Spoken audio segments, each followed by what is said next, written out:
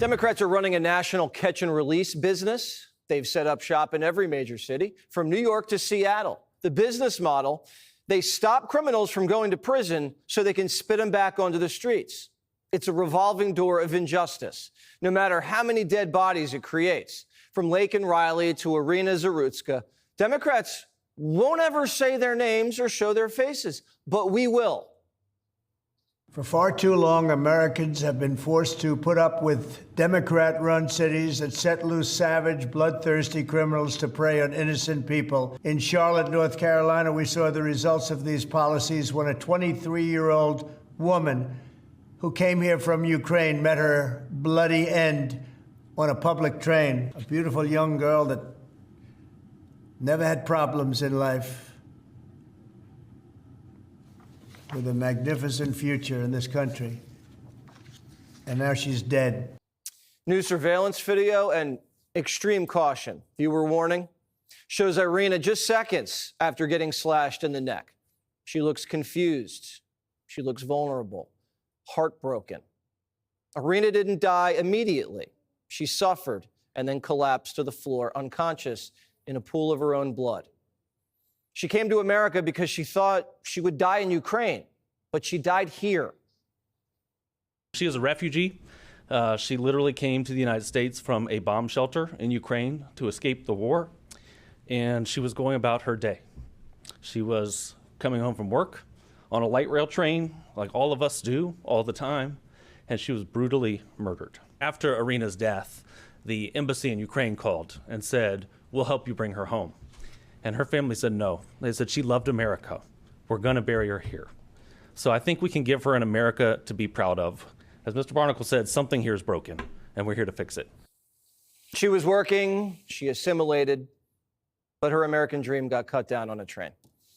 The feds are tacking on a terrorism charge, and DeCarlos Brown, the killer, is facing lethal injection. And there's a bill in play to add options, electric chair or firing squad. But the media says we're just cherry-picking cases to find a white George Floyd.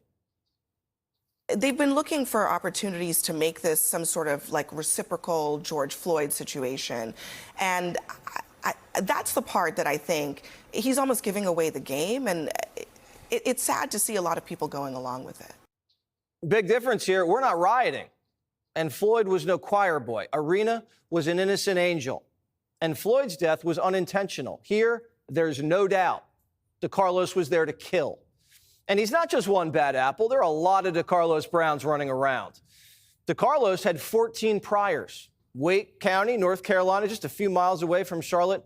There's 800 people with 14 or more priors, just from the last decade. Some of them racked up 50 to 70 arrests apiece. And this isn't for jaywalking. Almost all of them have assault charges. They're violent. Yesterday, another North Carolina man, Julian MacArthur, with 30 arrests, stabbed a woman with a drug needle while he was out on probation. Alexander Dickey, 30 years old, 40 arrests. He was just let out of jail and shot a college girl in the ribs, and now she's dead. The dad wants the death penalty. Logan would want him dead. He is the prime candidate. He checks all the boxes. He rings the bell. He's graduated every step of the way from his crimes. He was arrested 39 times, Trey. 25 of them were felonies. I mean, this guy wasn't getting any better. They didn't put him in prison so he couldn't be rehabilitated. So, you know, why not? Why haven't they made a statement that they are seeking the death penalty now? I don't understand. It's been 4 months last week that my daughter was executed. It's not just North Carolina. Every major city has DeCarlos Browns. In Baton Rouge, Anthony Jelks Jr., he had 6 arrests in 6 years, from firearm charges to domestic abuse. And he was let out of jail, put on probation, and then raped a 4-year-old. Gave her an STD. New York City. Remember Michelle, the woman who was arrested over 97 times? I went to Bloomingdale's. Okay. Bloomingdale's, and I stole. I professionally obscured some items consisting of polo and Ralph Lauren. You got a pretty nice shirt on. Did you steal that shirt? Did I obscure this shirt? I sure did obscure this shirt. Will you steal even now that you're out on supervised I have to release? give me an outfit, Okay, so you're going to go steal it. so I have to go work. Work is stealing. I don't call it stealing. I call it a professional booster. So what are Democrats doing to stop it? Nothing. Kami Mandami in New York wants to empty the prisons. The police can arrest these bad seeds all weekend, but it means nothing if they're out of jail by Monday. Dumb DAs and DEI judges are just unleashing career criminals like DeCarlos onto the streets. And every time someone gets killed, they say, oops. The woman that let DeCarlos Brown walk with no cash bail, guess who she donated to?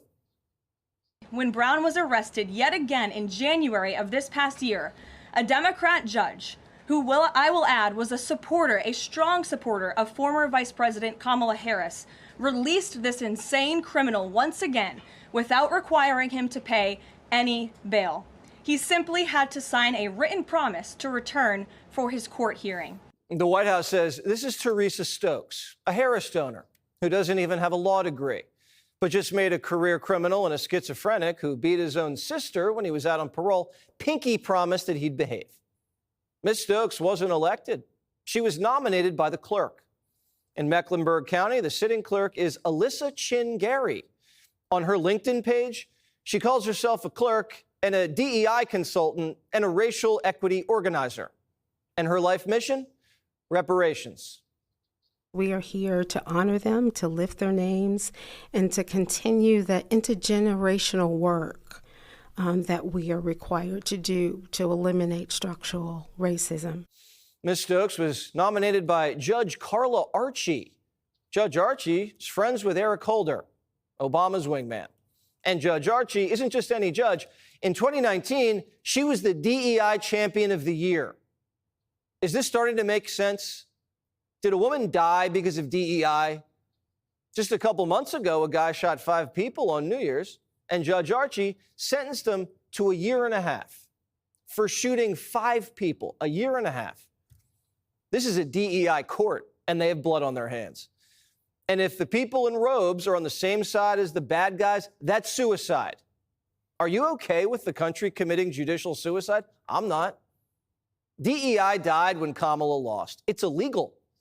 And releasing felons with dozens of arrests for social justice is a crime against the country. They've set up these dangerous DEI courts in cities nationwide, catching and releasing criminals to prey on innocent people. These courts need to be systematically dismantled, and that needs to happen immediately. Trump says it's time to fight fire with fire. We cannot allow a depraved criminal element of violent repeat offenders to continue spreading destruction and death throughout our country. We have to respond with force and strength. We have to be vicious just like they are. It's the only thing they understand.